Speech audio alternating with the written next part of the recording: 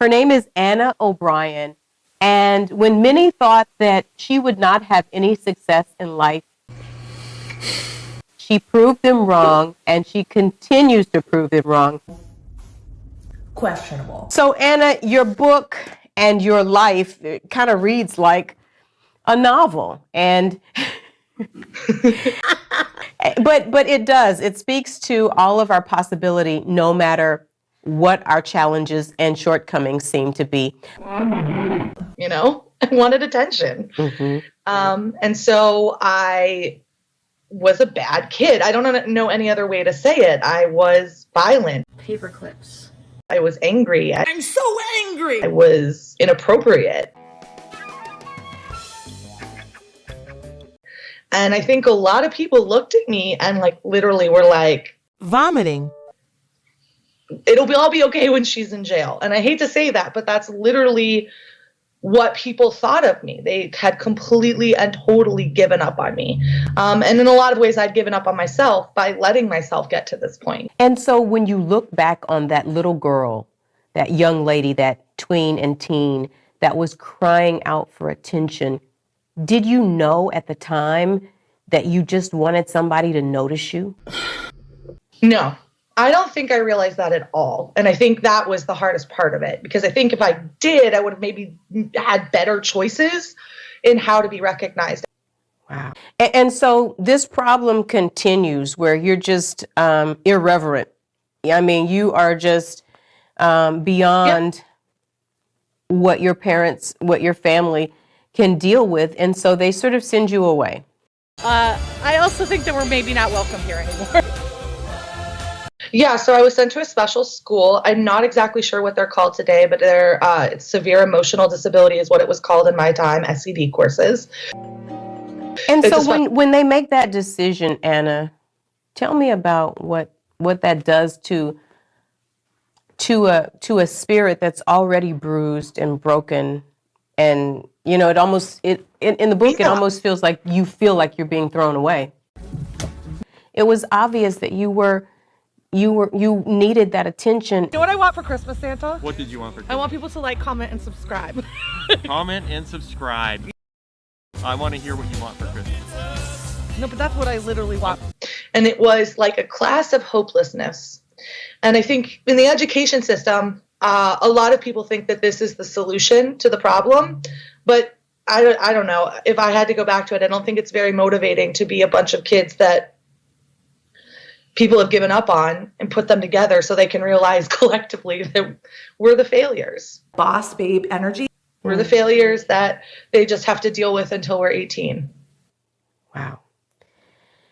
Oh, no. But this too shall pass, and you got beyond it. Oh, yeah.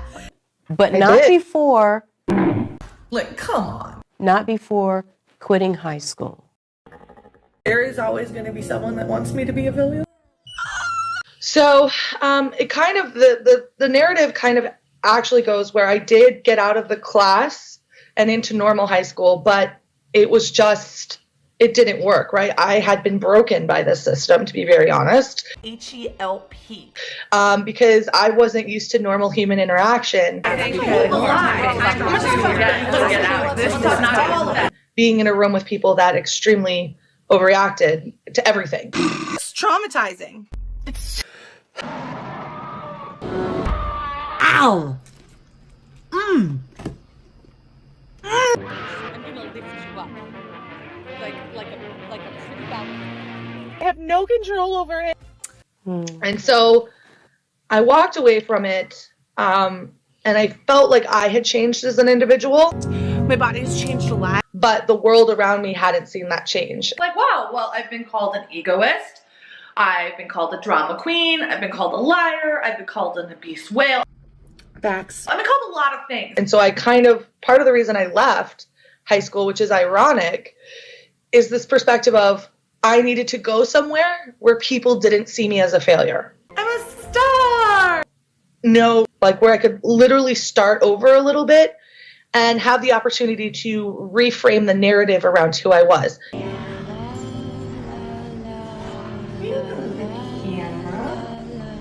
So this is Nugget. You haven't met met Dana before. This is him.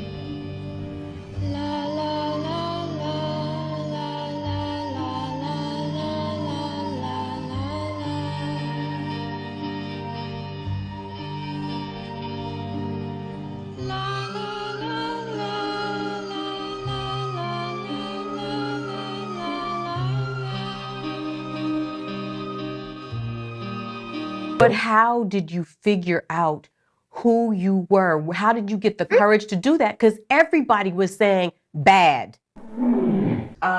Bad. Hello, everybody. You go to the back of the line because you are bad. Bad. Bad. Bad. We are done. I hate you. H-E-L-P. After quitting high school, you are probably one of, I'm sure everybody in your sphere feels is one of the most unlikely candidates to get into Columbia. How did that happen? Some shenanigans. You may have also seen her in the Gillette ad. I'm a star! I knew deep down inside that there was something bigger about your story than just this one picture. Having been in a place where I was once a bully, I understand where that comes from. You just get angry and grouchy and are no fun. Like, that's me all the time. I'm kidding. Who wrote a book on positivity? Wow. And none of us are. But there's that pressure.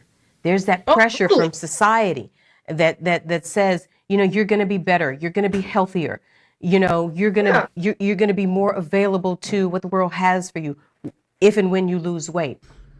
I just want to get deeper in my squat. And somebody that's overweight, that's what most people want to say. What are you doing to try to lose weight? I am in a prison of my own design. Yeah, and I just like to talk to them about something else. There's a great PR tactic where you just change the narrative. You answer the question you want to hear. Versus answering the question that someone gives you.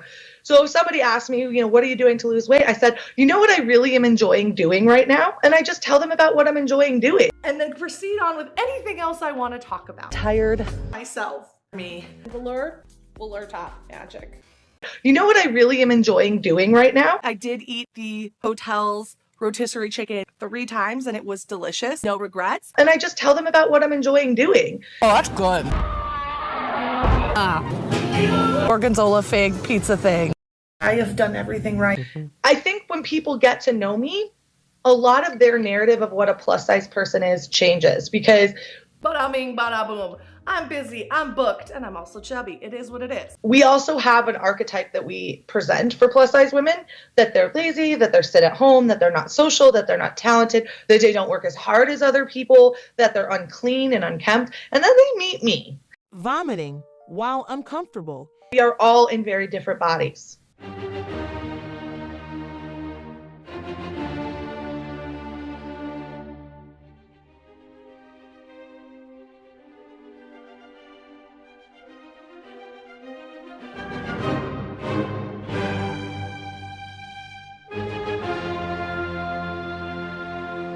Thin is actually not an achievable thing because it's an adjective, right? And it's all relative. Yeah. So it's not an attainable goal. It's a descriptor. Just like health, the word health, being healthy, is not actually obtainable. That's some shenanigans. Even the World Health Organization has said we can't have an absolute factor for health because there's all these things that go around health Flesh belt, it is your flesh belt. that we can't control. You don't know what your genetics are or your environment or what chemicals we're exposed to today, what effect they'll have in 20 years. What we can do is make choices that are healthier. Ice cream and alcohol. Bad.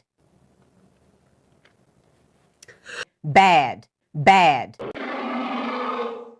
Bad, Yeah. bad. You go to the back of the line because you are bad. And I think our current narrative about worth is that it is a finite resource. Right. That there's only a little bit of worth in the world and we're all having to take everybody else's worth to get our worth. And the reality is worth is an infinite resource. And when you start thinking about this idea of everybody can have worth, everybody can gain worth, everybody can have more worth, you don't need to take somebody else's worth to have worth, then you start to see the change in perspective.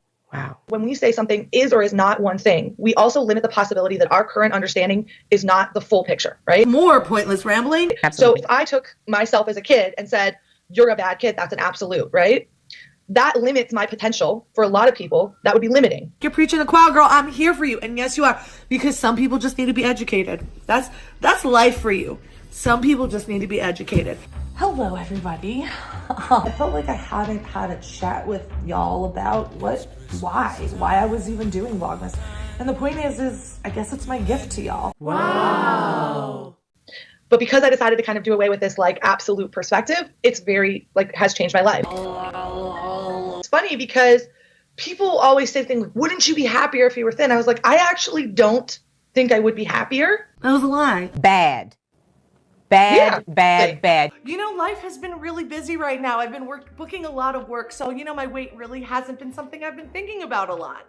Wow. If the person keeps saying it, all of a sudden you have a hearing problem. Anna, you are incredible. Thank you so much.